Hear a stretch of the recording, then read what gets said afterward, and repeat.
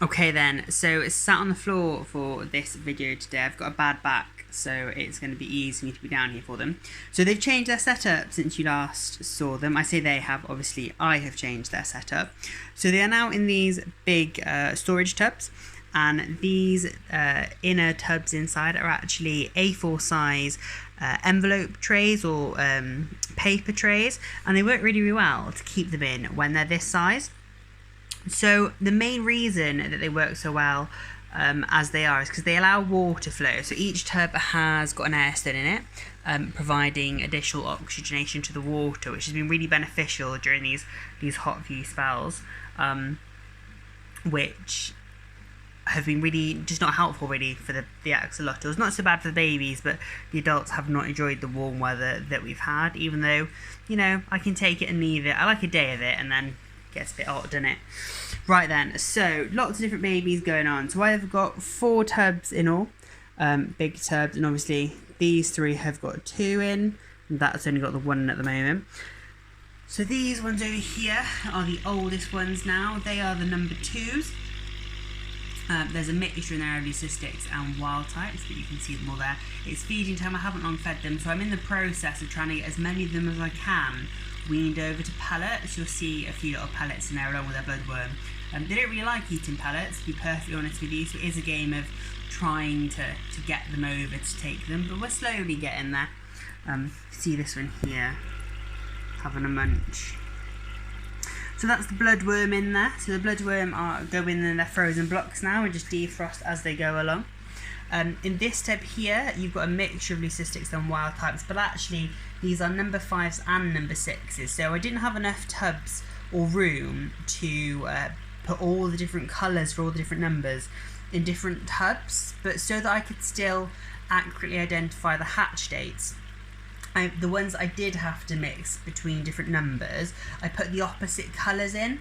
So the leucistics in here are the number 5 leucistics, and then you've got some of the 6 wild types, because number 5s and 6s were some of the biggest hatches that I got. So you can see them there. They're all quite, you know, they're very pretty leucistics, there's no doubt about it. You know, they're very clean, there's not many marks on them. In fact, most of them have got no marks at all. That little face there, and people tell me axolotls aren't cute. Look at that. Grainy, I know, but look at it. How could you not like that face? So for sale, ladies and gents, if you want those puppy eyes to be staring at you for up to 15 years, you let me know, I'm your person. So over here, I wanted to show you this one here. So the one that's not a bloodworm, fiercely eating at the moment, this one here. This is one that I plan to keep at the moment, so it's a very dirty leucistic. In fact, Axie, as in Axia murdery, so my leucistic female started as a dirty leucistic, but lost a lot of her colour as she grew up. So that's what I'm going to keep. I'm going to keep that one there, and I'm also going to keep Cyclops. Cyclops is in this one over here somewhere, I think. There you go. There's Cyclops there. So, oh, tail. There you go. So you see that she's got the one eye. That's one that I'm going to keep as well. So that's 2 I'm going to keep. They always say that you should breed things if you're prone to keeping them, but considering how many I had, I think I'm probably doing okay in the grand scheme of it. So I did have a few of them have gone to new homes recently, so thank you everybody who has had some axolotls off me. It's really appreciated, and I hope that they are all happy and well and loving their little axolotl lives. But don't forget I'm around if anybody has any questions. I had 2 go yesterday, 2 go a little while ago. Some of them, one of them's gone to Cardiff, one of them has gone 2 of them have gone up to live in Stroud, 2 of them have gone over to live in Bristol, 10 of them have gone to live in Porthcawl in a lovely 6-foot tank when they get big enough for it. So you'll see that across all of them, their sizes are kind of moving along, and you know, we really are just growing up now. They've got all their features, they've got all their bits. It's just a case of them developing a little bit further. So that, you know, they're obviously bigger animals and bigger axolotls. we have lost a few limbs along the way. I'm not sure I can see anybody at the moment that hasn't got any. Sorry, they've all got some limbs left. I shouldn't say that. They've all got some limbs, but what I mean is that some of them have nibbled some others, but it's okay. They will grow back, which is what's nice about it. You're trying to get one eaten for you.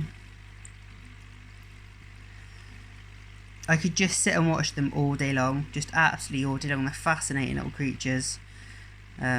There's no shadow of doubt about it.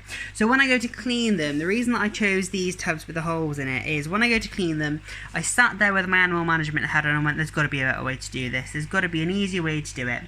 So I knew I was putting them all back into the bigger tubs anyway. So what I can do by doing these, if I lift this up, water obviously drains out of it. And along with the draining out of it, the water plus any leftover food and defecation goes with it as well. So I can just lift that out and put it in a tub of other water. Then I clean this big tub out and then put fresh water in and pop them back in to do it in reverse, drain them out again and move them over. So it works really well for that. So it's actually only taking me, if it's a clean day, they get cleaned every other day. It takes like 20 minutes, that's all. Just see if we can get any more of them eating.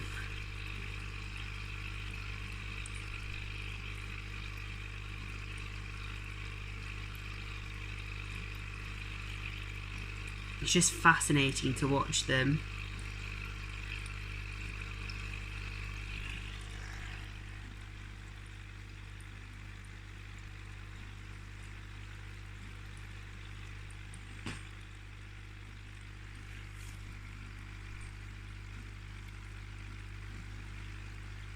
Okay, so I'm going to leave it there. You can see that there's a few of them. We've got a little runt left in there, look, but they'll possibly grow up. I've put 2 runts outside in a big barrel of Daphnia to see how they do. Give them their chance to survive. And I had the runt that was swimming upside down has died, I'm afraid. I put him outside as well into the Daphnia to see how they got on, but unfortunately he did die. Obviously it wasn't meant to be. I gave him his best chance and his best opportunity, but you know, it's not always going to be a case if everything does survive. As per usual, if anybody wants an axolotl, give me a heads up. They are ready to go to private homes. They're also ready to go to shops if any shops are ready, but they are not on pellets yet. I'm getting there slowly. But they're not doing it, they're not liking it, but they're all happily eating on bloodworm, perfectly fine. Yeah, if anybody wants one, give me a shout. I hope you've enjoyed watching the videos along the way. As they do grow, I'll post a few more updates, but there won't be much more in terms of these sorts of things, I'm afraid.